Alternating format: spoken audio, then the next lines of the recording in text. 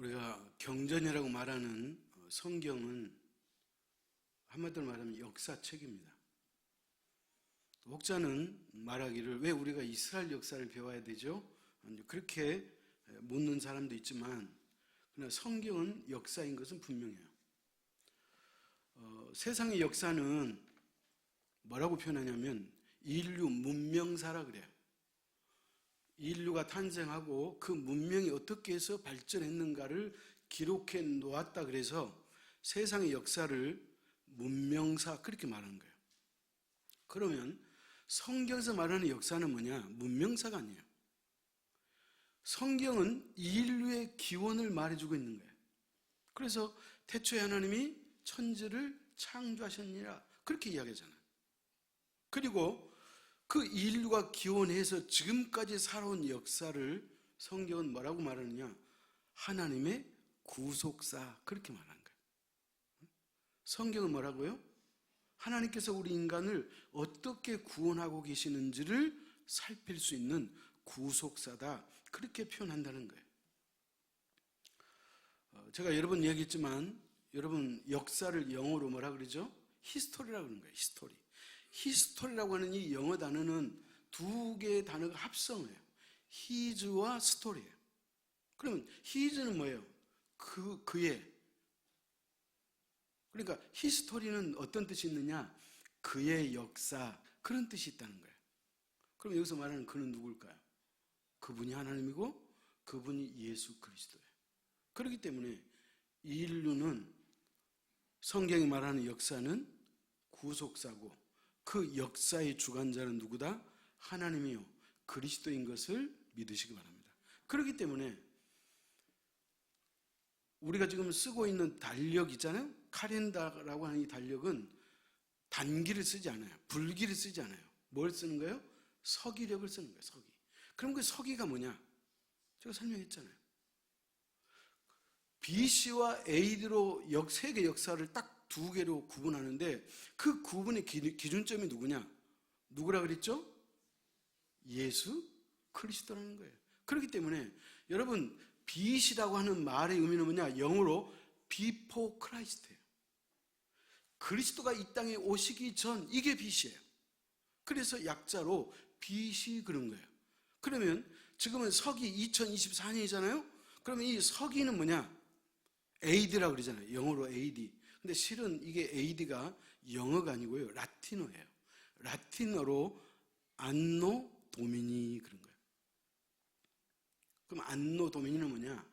그리스도가 이 땅에 태어나신 해 그 말이에요. 그러니까 역사의 중심이 누구다? 그리스도라. 그리스도가 이 땅에 오시기 전을 BC, 그리스도가 이 땅에 오신 이후를 AD라고 하는 그 중심이 누구다는 거예요? 예수 그리스도라는 거예요. 그렇기 때문에 세계 역사의 주관자는 누구다? 하나님이신 것을 믿으시기 바랍니다. 그렇기 때문에 우리가 사실 이스라엘 역사를 공부하는 것은 사실 이스라엘 역사를 공부하는 것이 아니고 하나님의 역사를 공부하는 거예요. 하나님께서 이 우주 만물을 창조하시고 그분이 이 땅을 어떻게 이끌어 오셨고 앞으로 장차 그분이 이 세상을 어떻게 이끌어 가실 것인가에 대한 모든 계획서가 이 성경 안에 다 들어있는 거예요. 그러나 이 성경이 기록되어 있다고 해서 사람들이 다 믿느냐? 다 믿잖아요. 믿는 사람이 있고 믿지 못하는 사람이 있어요. 그럼 믿지 못하는 사람은 어떤 사람이냐? 지금 우리가 찬양 예배 때 소아시아 7교회를 공부하잖아요. 그 소아시아 7교회에게 주님이 편지하시면서 주님 하신 말씀 있죠.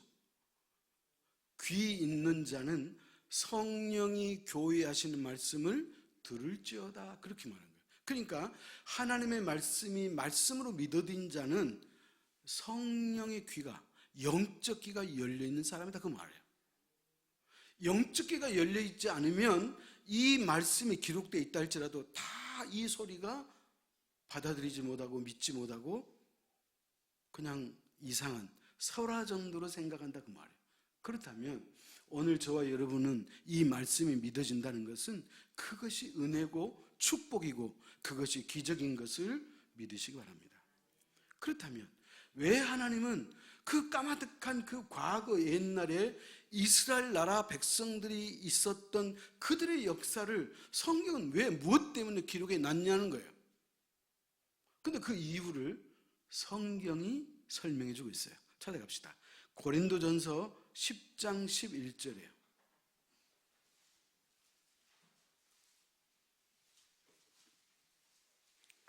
고린도전서 10장 11절이에요. 같이 읽습니다. 그들에게 일어난 이런 일을 본보기가 되고 또한 말세를 만난 우리를 깨우치기 위하여 기록되었느니라. 그런 거예요. 자, 우리가 성경을 보는 이유는 뭐다? 하나님께서 우리에게, 살아있는 우리에게, 이 말씀을 지금 보고 있는, 현재 살고 있는 우리에게 뭐가 되기 위해서? 본보기가 되기 위해서. 본보기란 말 아시잖아요. 우리가 이렇게 살아야 되겠구나, 그렇게 느꼈다면 그렇게 사는 거예요. 이런 삶은 내가 잘못 살았네, 그렇게 느꼈다면 그렇게 사는, 그것을 위해서 하나님의 본보기로 성경을 기록해 두셨다, 그런 말. 그러면서 뭐라 그래요? 말세를 만난 우리를 깨우치기 위하여 기록되었느니라, 그런 거예요. 그러니까 성경을 읽으면 우리의 삶을 점검할 수 있는 거예요. 내가 잘 살고 있는지 그렇지 않는지를 알 수 있다, 그런 말이에요. 그렇기 때문에 사랑하는 성도 여러분, 성경 이야기는 단순한 역사 얘기 아니에요. 과거의 어느 시점에 있었던 그런 허무맹랑한 그런 얘기가 아니에요. 성경은 살아계신 하나님의 말씀이요, 오늘 저와 여러분에게 메시지로 주시는 귀한 말씀인 것을 믿으시기 바랍니다. 그렇다면 제가 오늘 기도도 했지만 이제 우리는 2024년도 한 해 끝자락에 와 있는 거예요. 끝자락에 와 있다는 말이 뭐예요? 또 한 해를 결산할 때가 있다, 그 말이에요. 여러분, 하나님께서 우리에게 오늘이라는 이 날 주셨잖아요. 새 날 주신 이유는 왜 그래요? 새롭게 살라는 거예요. 또 오늘 이 주일은 이번 주 한 주일의 첫날이잖아요. 여러분, 우리가 월요일날 사람들이 출근하고 직장에 가고 일하기 때문에 월요일이 한 주의 첫날로 생각하는데 이거 틀렸어요. 가린다 보십시오. 한 주의 첫 번째가 주일이잖아요. 빨간 날씨잖아요. 그러니까 하나님께서 이 날을 주신 것은 한 주를 새롭게 살라는 거예요. 그런데 우리가 인생 살아봐서 아시잖아요. 어느덧 살아보고 나면 벌써 내가 걸어오는 길이 삐뚤삐뚤해요. 잘못 살아왔어. 그럼 하나님께서 어떻게 살라는 거예요? 그래도 또 하나님은 우리에게 또 다른 기회를 주시는 거예요. 하나님이 우리에게 새해를 주시는 것은 뭐예요? 또 새롭게 한번 살아봐라. 그 의미로 하나님이 우리에게 새해를 주셨다, 그런 얘기예요. 그렇기 때문에 여러분, 우리가 한 해 동안에 살아온 삶을 되돌아보면서 내 자신의 삶을 스스로 평가하고 해석할 수 있다는 것은 그건 복 있는 인생인 것을 믿으시기 바랍니다. 그렇기 때문에 지나온 과거를 곱씹는 것은 좋은 일이에요. 오늘 우리가 시편 78편 읽었는데, 자, 이 말씀의 의미는 뭐냐? 이 시편 기자가 과거의 자기 조상들이 광야에서 살았는데 그 광야에 살았을 때 한 사건을 통해서 우리 조상들이 이렇게 잘못 살아왔다는 것을 그들이 본보기로 세우기 위해서 시편 기자가 과거에 지난날의 자신의 조상들의 이야기를 갖고 왔다, 그 말이에요. 그러면 그 조상들이 뭘 잘못 살았는지, 뭘 어떻게 했는지를 우리가 우리의 거울로 우리가 볼 수 있다, 그런 말이에요. 여러분, 물어봅시다. 우리가 새롭게 살려고 다짐하고 또 다짐하는데 또 실수하고 또 넘어지는 거예요. 그런데 또 우리가 새롭게 살려고 또 다짐하고 그러는데 또 실수하고 넘어져요. 뭐 원인이 여러 가지 있겠지만 그 중에 한 가지가 뭐냐? 우리가 하나님의 은혜를 망각하면 그런 거예요. 저와 여러분의 삶 속에 하나님이 나에게 주신 그 은혜가 늘 내 마음속에 있어야 돼요. 하나님의 은혜를 기억하는 사람은 곧바로 뭐가 나온지 아시죠? 뭐가 나올 것 같아요? 감사가 나오는 거예요. 왜 우리 마음이 은혜가 없고 원망스럽고 불평이 있고 신경질이 나고 화가 난 이유가 뭔지 아세요? 우리 안에 은혜가 없으면 그런 거예요. 하나님의 은혜가 없으면 그런 거예요. 그런데 이스라엘 백성들도 마찬가지였다는 거예요. 자, 오늘 본문 우리가 12절부터 읽었잖아요. 그 바로 앞절 11절, 시편 78편 11절 같이 읽습니다. 여호와께서 행하신 것과 그들에게 보이신 그의 기이한 일을 잊었도다. 그래서 여기서 말하는 그 기이한 일이 뭐냐? 출애굽 사건이에요.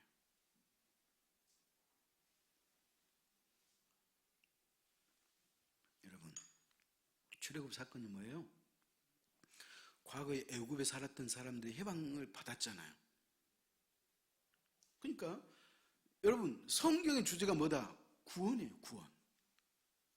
우리의 죄로 말미암아 영원히 죽을 수밖에 없는 우리를 하나님께서 건져냈다는 거예요. 그래서 성경의 주제가 구원이라고 그랬죠. 근데 그 구원은 구약에는 출애굽 사건을 통해서, 신약은 그리스도의 십자가 사건을 통해서 우리에게 설명해주고 그 구원을 완성시켜 주시는 거예요. 아멘? 그렇기 때문에 출애굽 사건은 굉장히 중요한 얘기예요. 그러면 여러분, 상징적으로 애굽은 뭐예요? 애굽은 뭘 말하는 거예요? 영적으로 세상이에요. 내가 하나님을 알지 못하고 살았던 그 세상, 하나님을 모르고 살았던 그 시절을 구약으로 표현한다면 애굽 생활이에요. 그런 우리를 하나님의 지도자 모세를 통해서 해방시켜 주셨잖아요. 그래서 이스라엘 백성들이 출애굽했네요. 자, 그랬는데 그 출애굽을 했음에도 불구하고 그들은 그 은혜를 망각하고 살았다고 말해요. 자, 찾아갑시다. 오늘 보면 17절이네요. 17절 시작. 그들을 계속해서 하나님께 범죄하여 메마른 땅에서 지존자를 배반하였도다. 하나님께서 그들을 애굽에서 해방시켜 주시고 젖과 꿀이 흐르는 가나안 땅으로 인도해 주셨건만 그들은 하나님의 은혜를 망각해서 그들은 계속해서 하나님께 범죄했다고 그랬잖아요. 왜 범죄한다고요? 은혜를 모르면 범죄하는 거예요. 제가 오늘 설교 제목을 뭐라고 쓸게요? 배은망덕하지 말자는 거예요. 하나님이 우리에게 은혜를 주셨는데, 여러분, 은혜는 단 게 아니에요. 여러분이 살아있다는 그 사실 자체가 은혜예요.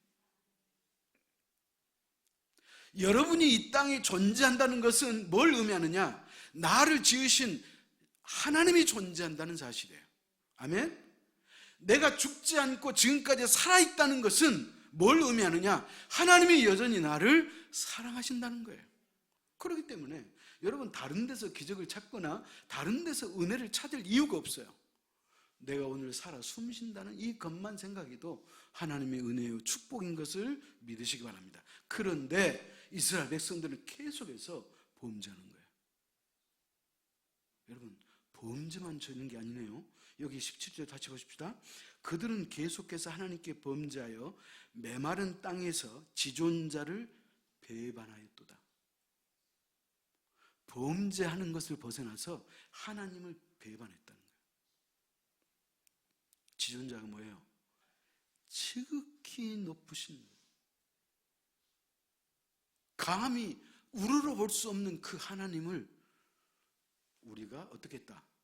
배반했다. 그 하나님을 대적했다. 그 하나님의 뜻을 거슬렀다. 하나님의 말씀대로 살지 않고 내 욕심과 욕망대로 살았다. 이것을 오늘 성경이 지적해 주고 있는 거예요.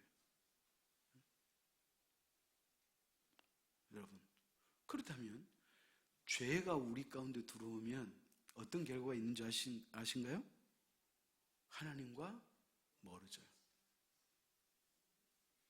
하나님과 멀어지는 거예요. 또 이 말이 다른 말은 뭐냐? 하나님과 친밀했던 관계가 깨지는 거예요. 여러분, 아무리 가까운 친구라도 서로 한 가지 이슈 때문에 화가 나면 좀 멀어지잖아요. 서먹해지잖아요. 여러분, 하나님도 마찬가지예요. 우리가 하나님께 범죄하면, 우리가 하나님 말씀대로 살지 않으면 하나님과 멀어진다는 거예요.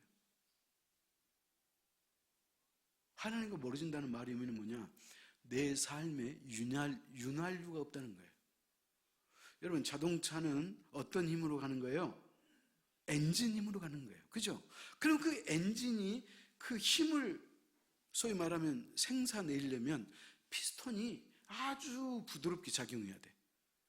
그 엔진 안에 피스톤이 막 쉴 새 없이 움직이잖아요. 그러면 그 엔진이 소위 말하면 열을 받지 않고 잘 순환되고 돌아가려면 거기다 뭘 붓는 거예요? 엔진 오일을 붓는 거잖아요. 마찬가지예요. 우리가 하나님의 은혜를 망각하면, 우리가 하나님의 말씀대로 살지 않으면 우리의 삶에 윤활유가 없어져요. 그 재미가 없어. 기쁨이 없어.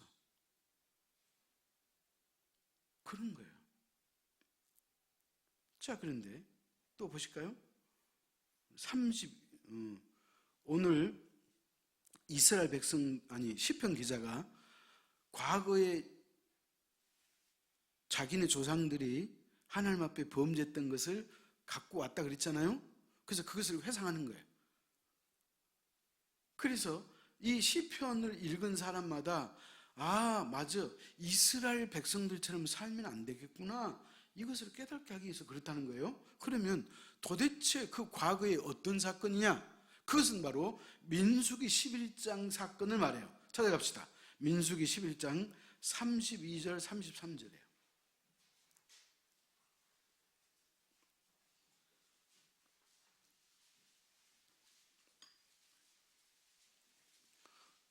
이 본문을 읽으면, 성경을 좀 읽은 사람은 이게 무슨 얘기구나, 이거 알 수 있어요. 교도합시다. 백성이 일어나 그날 종일 종야와 그 이튿날 종일토록 메추라기를 모으니 적게 모은 자도 10호멜이라. 그들이 자기들을 위하여 진영 사면에 펴 두었더라.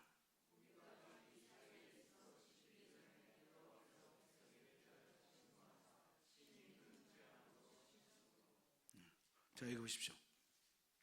이스라엘 백성들이 하나님 앞에 자신의 불만을 토로해요. 뭐라고 토론했냐면, 하나님께서 매일 하늘에서 내려주시는 그 만나라고 하는 음식이 있는데, 이제 이 음식이 이가 갈립니다. 이제 질렸습니다.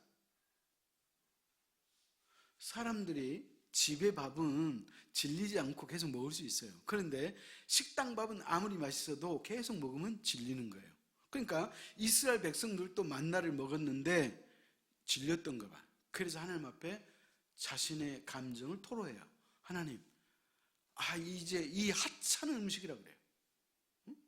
하나님이 자신들이 농사하지 않아도 광야 40년 동안 하나님이 매일 양식을 내려주셨는데, 이제 그 양식을 뭐라고 평가해요? 하찮은 음식이라. 이제 질립니다. 과거 우리가 애굽의 노예살이를 하기는 했지만, 그러나 우리가 고기 까마 곁에서 가끔 고기도 먹고 파도 먹고 양파도 먹고 마늘도 먹고 오이도 먹었는데, 지금 우리는 이게 뭡니까? 그런 거예요. 쉽게 말하면 고기가 생각난다는 거예요. 그래서 하나님께서 동풍을 불게 하시더니 메추라기 때가, 이스라엘 백성들이 광야에 소위 말하면 텐트 치고 지금 거하고 있잖아요.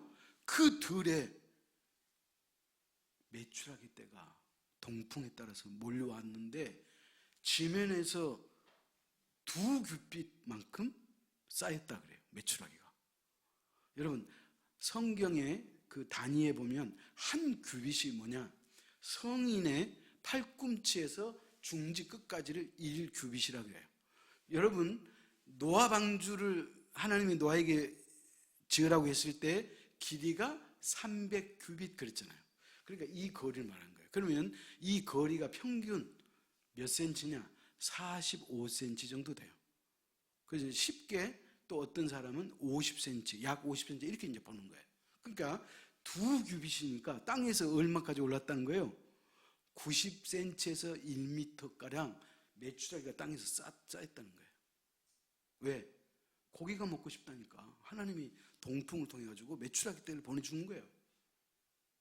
자, 그랬는데 잘 봐요. 오늘 여기 봤더니 백성이 일어나 그날 종일 종야와 그 이튿날 종일토록 메추라기를 모으니. 여러분, 전라도 말로 검치가 났다는 말이에요. 검치. 여러분, 검치 난 거 아시죠?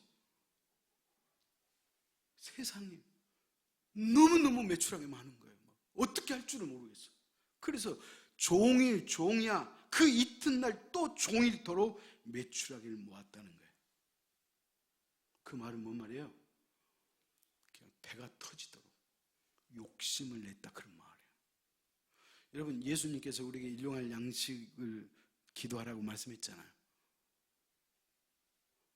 여러분, 언제라도 말씀드렸지만 세상의 모든 동물 가운데 잉여품을 갖고 있는 것은 사람밖에 없다 그래요. 다시 말합니다. 모든 동물 가운데 사람을 뺀 나머지 모든 동물들은 자기 먹을 것만 챙긴다는 거예요. 근데 사람은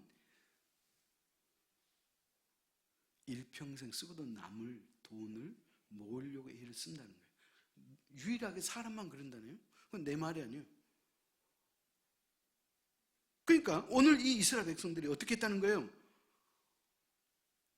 욕심을 했다는 거예요. 탐욕을 부렸다는 거예요. 여러분, 여러분이 손주도 보고 여러분 자녀를 키워봤지만 욕심꾸러기는 아예 부모가 봐도 얄미울 때가 있어.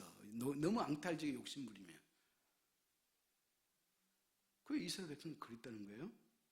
자, 봅시다. 33절 중반절에 고기가 아직 이 사이에 있어 씹히기 전에 이제 이스라엘 백성들이 막 욕심껏 메추라기를 주었네요. 종일 종야 그 이튿날까지. 그래가지고 산더미처럼 쌓아놨어요. 지금 메추라기를. 그래가지고 이제 마치 그 메추라기를 요리해서 먹는데 그 고기를 입에 씹었어요. 이 사이에 그 고기가 현재 있어요. 그때 하나님이 뭐라고 되어 있어요? 여호와께서 백성에 대하여 진노하사 심히 큰 재앙으로 치셨으므로 그런 거예요. 하나님이 재앙을 내리셨다는 거예요. 자기들이 하나님께 고기 먹고 싶다고 요구했더니 하나님이 메추라기를 보내주셨어요. 그리고 메추라기를 그냥 욕심껏 긁고 모아놓았고 이제는 그것을 요리해서 막 먹는데 하나님이 재앙을 내렸다는 거예요. 무슨 말이에요? 여기 보면 구체적 단위가 있네요. 32절 중반절에 적게 모은 자도 10호멜이라 그들이 자기를 위하여 진영 사면에 펴두었더라. 여러분, 그러니까 욕심껏 모았던 메추라기의 무게가 10호멜이라는 거예요. 10호멜. 그러면 한 호멜은 뭐냐? 영어로 60갤론인데 소위 말하면 우리는 킬로그램 쓰잖아요. 3.785kg을 1갤론이라고 그래요. 그러니까 10호멜이 뭐냐? 킬로그램 수로 227kg 정도 된다고 말해요. 그렇게 이제 소위 말하면 모았다 그런 말이에요. 그런데 하나님께서 그들을 어떻게 했다는 거예요? 그들의 탐욕으로 치셨다 그래요. 이게 성경의 말씀이에요. 욕심을 너무 부렸다는 거예요. 자, 그뿐만이 아니에요. 또 19절 갑시다. 오늘 보면 19절 같이 읽습니다. 그뿐 아니라 하나님을 대적하여 말하기를 하나님이 광야에서 식탁을 베푸실 수 있으랴 그런 거예요. 자, 이 말의 의미는 뭐냐면 이런 거예요. 하나님께서 이스라엘 백성들에게 광야 40년 동안에 모든 것을 공급하셨고 모든 걸 제공해 줬잖아요. 응? 여러분, 성경이 이렇게 말합니다. 여러분, 믿음이 있는 사람은 믿겠지만 또 믿음이 없는 사람은 못 믿을 수 있어요. 자, 성경이 이렇게 말해요. 40년 동안 그들의 옷이 어떻게 되어지고 닳아지지 않고 없어지지 않고 그들의 신발도 닳지 않았다 그래요. 하나님은 그렇게 하셨다는 거예요. 그러니까 그들이 광야 40년 동안 살 수 있도록 하나님께서 모든 걸 제공해 줬다는 거예요. 그러면 하나님께 어떻게 해야 돼요? 응? 감사해야 되잖아요. 근데 오늘 또 19절에 봤더니 뭐라 그래요? 하나님을 대적하여 말하기를, 뭐라고 말하는지 봅시다. 하나님이 광야에서 식탁을 베푸실 수 있으랴? 무슨 말이냐면 하나님께서 우리에게 잔치를 베풀 수 있다고? 천만의 말씀, 이런 의미예요. 하나님이 우리에게 잔치를 베푸셔 주실 수 있다고? No, 이 소리예요. 베푸실 수 있으랴, 이것이 뭐예요? 아니다 그 말이에요. 못한다 그 말이에요. 그러니까 이것은 하나님을 모욕하는 것이고 모독하는 이야기라고 말할 수 있다는 거예요. 그렇다면 쉽게 말하면 이런 거예요. 하나님 당신이 능력이 있다고요? 그러면 하나님이 당신이 갖고 있는 그 능력을 우리에게 나타내 보여주세요 그 말이에요. 여러분, 있을 수 없는 일이잖아요. 이런 죄를 그들이 범하였다, 그런 얘기예요. 또 20절 봅시다. 20절. 오늘 보면 20절 시작. 보라, 그가 반석을 쳐서 물을 내시니 시내가 넘쳤으나 그가 능히 떡도 주시며 자기 백성을 위하여 고기도 예비하시라 하였도다. 그러니까 과거 이스라엘 백성들이 광야에 있을 때 물이 없었어요. 물이 없어서 마실 물이 없으니까 이스라엘 백성들이 지도자 모세에게 우리가 물이 없다고, 우리가 목마르다고 그렇게 말하니까 하나님이 모세에게 뭐라 그래요? 반석에 지팡이를 쳐라 그러잖아요. 그래서 모세가 반석에 지팡이를 쳤더니 물이 콸콸콸 쏟아졌어요. 그리고 그 물이 얼마나 나오는지 시내를 이루었다는 거예요. 그런데 그 사건을 빗대어서 성경은 뭐라고 얘기냐면, 보라, 그가 반석을 쳐서 물을 내시니 시내가 넘쳤으나, 이게 과거 일이에요. 과거에 물이 넘쳤다는 거예요. 그가 능히 떡도 주시며 자기 백성을 위하여 고기도 예비하시라 하였도다. 자, 이건 무슨 말이에요? 지금은 그렇지 않는다는 거예요. 과거에는 하나님이 그랬을 망정 지금은 그렇게 못하실 걸, 이런 믿음 없는 소리를 하고 있었다 그런 말이에요. 여러분, 말이 돼요? 그러니까 이들은 하나님에 대한 불신과 모욕은 도를 넘었어요. 도를 넘었다는 거예요. 한마디로 말하면 이스라엘 백성들은 하나님을 신뢰했다, 신뢰하지 않았다? 신뢰하지 않았다 그 말이에요. 자, 또 본문 22절 같이 읽습니다. 이는 하나님을 믿지 아니하며 그의 구원을 의지하지 아니한 때문이로다. 자, 하나님께서 이스라엘 백성들을 진노하고 그들을 치신 것은 이는 하나님을 믿지 아니하며 그의 구원을 의지하지 아니한 때문이로다 그런 거예요.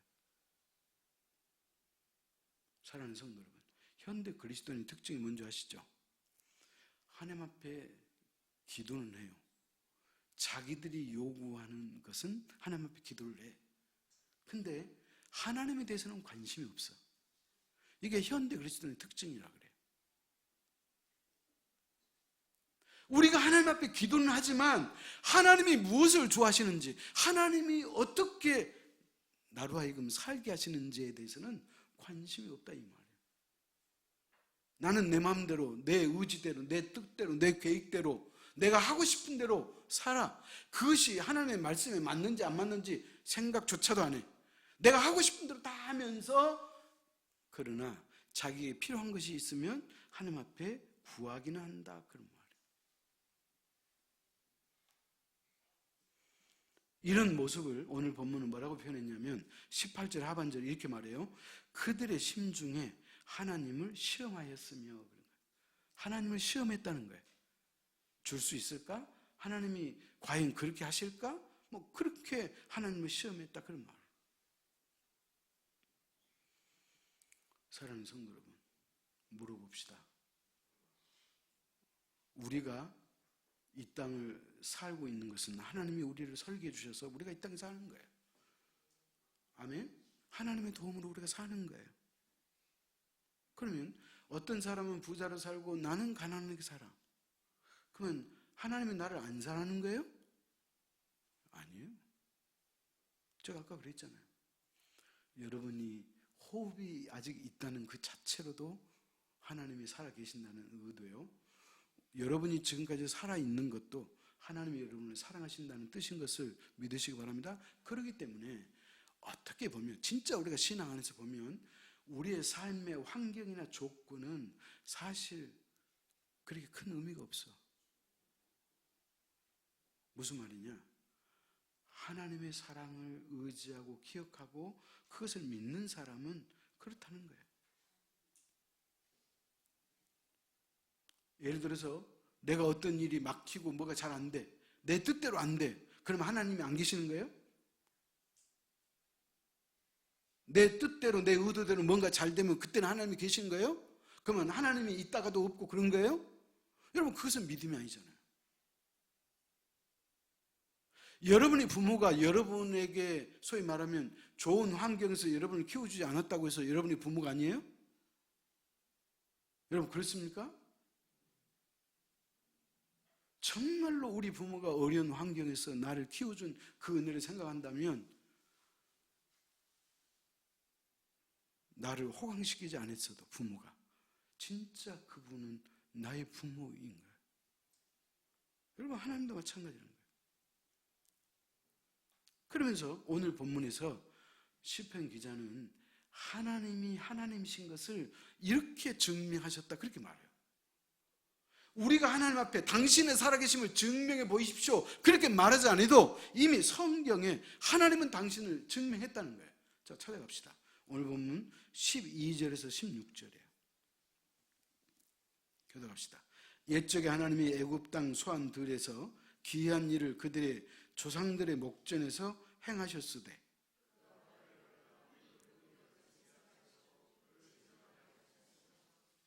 낮에는 구름으로 밤에는 불빛으로 인도하셨으며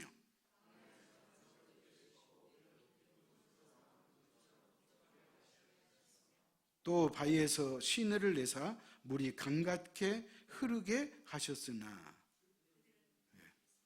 자, 보십시오. 출애굽 사건이잖아요. 응? 하나님께서 그들을 애굽에서 나왔는데 첫 번째 벽이 뭐였어요? 홍해바다였잖아요. 홍해바다가 앞을 가로막고 있고 뒤에는 애굽 군대가 추격해 오는 거예요. 우리는 도간에 든지다. 우리는 꼼짝없이 죽었다.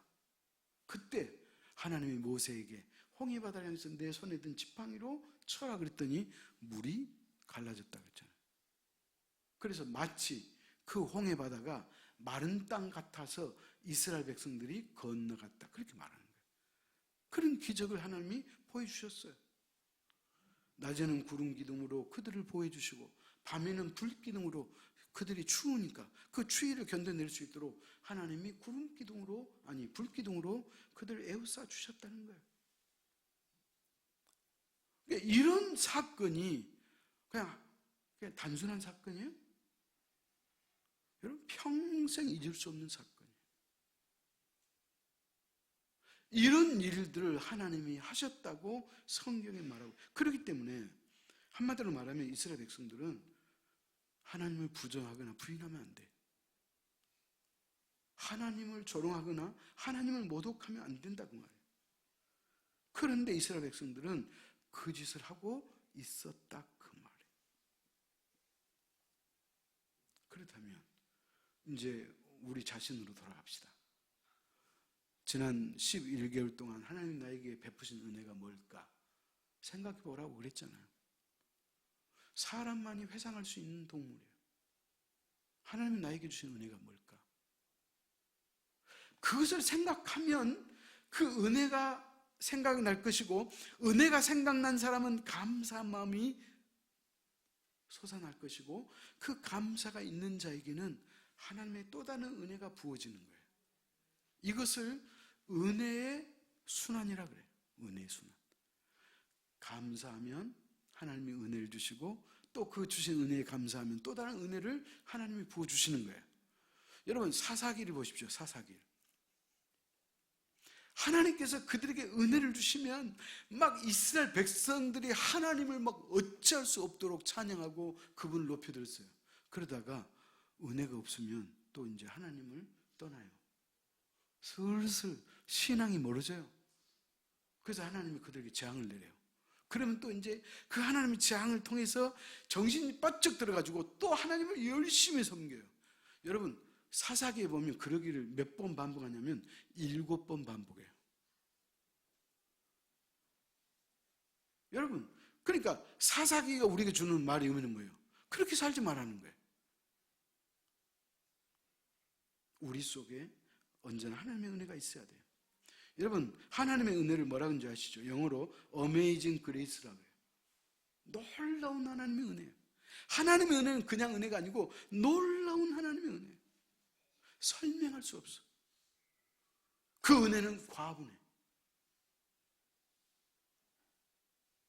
만약에 우리가 예수 그리스도를 알지 못했더라면 여러분 어떨 뻔 봤어요? 여지 없어요. 성경은 분명해요. 인생이 가는 길은 딱 두 가지예요. 한 길은 지옥이고 한 길은 천국이에요.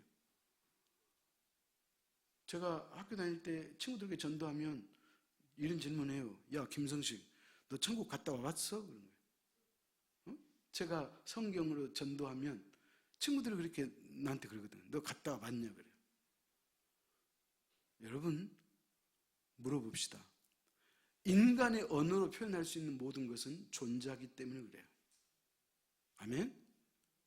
여러분, 용 봤어요? 우리 용 본 적 없잖아요. 그 용이 있잖아요. 성경에도 용이 나오는 거예요. 이 땅의 모든 존재를 단어로 그 이름을 정할 수 있다는 것은 그 사람이 존재한다는 거예요. 김성식이라는 이름이 있다는 것은 김성식이 존재한다는 거예요. 하나님이라고 하는 단어가 있다는 것은 하나님이 존재한다는 거예요. 우리가 눈에 보이지 않지만 영이 있다는 것은 영이 존재한다는 거예요. 제가 그랬잖아요. 하나님이 우주 만물을 창조하시고 모든 동물들에게는 육체와 혼밖에 없어요. 여러분, 동물은 육체와 혼밖에 없어요. 그래서 전도서에 보면 혼은 땅으로 내려가고 그런 거예요. 여러분, 동물이 죽으면 그 혼은 땅으로 내려가요. 그러나 인간에게는 육체와 혼과 영이 있기 때문에 그 영은 위로 올라가고 성경이 그렇게 말하는 거예요. 그렇기 때문에 여러분, 우리가 예수 그리스도를 믿는다는 것은 하나님의 이 놀라운 은혜를 받은 사람이라는 거예요. 그러므로 감사할 수 있기를 축원합니다. 혹이라도 이 시점에, 여기서 말하는 이 시점은 이제 한 해를 보내는 이 끄트머리에 와 있는 이 시점에서 여러분 마음속에 행이라도 원망 불평이 있다면 그것은 여러분에게 은혜가 없어서 그래요. 그 은혜를 회복할 수 있기를 축원합니다. 그 은혜를 회복하면 하나님에 대한 부정과 불신앙이 사라지는 거예요. 그러한 마음 상태를 우리가 가지는 것이 크게 중요하다, 그런 말이에요. 사랑하는 성도 여러분, 올 한 해를 살면서 우리의 욕심껏, 우리의 탐욕껏 이 땅을 살았다면 회개할 수 있기를 축원합니다. 우리는 믿음으로 반응하고 하나님의 살아계심을 우리가 믿고 하나님 나에게 베푸신 그 은혜에 감사하고 그 은혜를 또 다른 사람에게 흘려보낼 수 있는 성숙한 저와 여러분 될 수 있기를 축원합니다. 기도하겠습니다. 하나님 아버지, 하나님의 은혜와 사랑을 진심으로 감사합니다. 이 땅에 셀 수 없는 수많은 동물이 있지만 그 가운데 하나님을 인식할 수 있는 것은 영이 있는 유일한 동물, 사람밖에 없음을 우리가 깨닫습니다. 아버지 하나님, 하나님이 계신 것 감사하고 하나님이 존재하신다는 그 사실을 믿을 수 있게 하시니 감사하고, 우리는 죄인이요 그 죄값으로 말미암아 죽을 수밖에 없었는데 그리스도께서 나 대신 십자가에 죽어주심으로 말미암아 이제 죽음을 면하고 우리에게 영생이 있음을 우리가 기억하게 하시고, 이 놀라운 하나님의 은혜를 받은 자로서 그 은혜를 소멸하지 않게 하시고, 그 은혜를 잊으면 하나님 앞에 원망 불평이 나오고 하나님과 멀어지겠지만 그 하나님의 은혜를 간직하는 그 자에게는 감사가 넘치고 또 다른 하나님의 은혜가 임할 것을 확신합니다. 주님, 우리 모두에게 하나님이 주신 그 은혜를 다시 한번 기억하게 하시고 회복할 수 있는 성숙된 그리스도인이 될 수 있도록 우리 모두를 축복하여 주옵소서. 예수님의 이름으로 기도하옵나이다. 아멘.